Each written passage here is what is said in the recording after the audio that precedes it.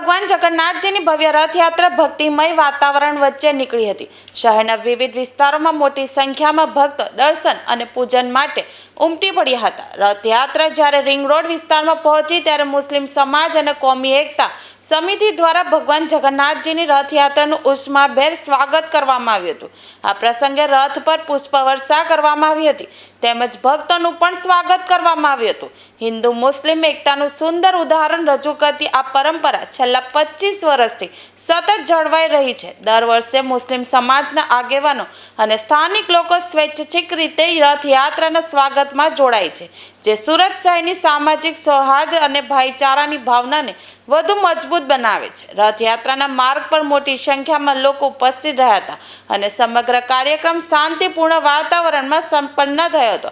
આ પ્રસંગે કોમી એકતા સમિતિના સભ્યોએ સૌને પરસ્પર પ્રેમ, એકતા અને સૌહાર્દનો સંદેશ આપ્યો હતો। સમગ્ર કાર્યક્રમ દરમિયાન પોલીસ દ્વારા ચુસ્ત સુરક્ષા બંદોબસ્ત પણ ગોઠવવામાં આવ્યો હતો। મારું નામ જબ્બાર ખાન પઠાણ, એકતા યુવક મંડળનો પ્રેસિડેન્ટ છું।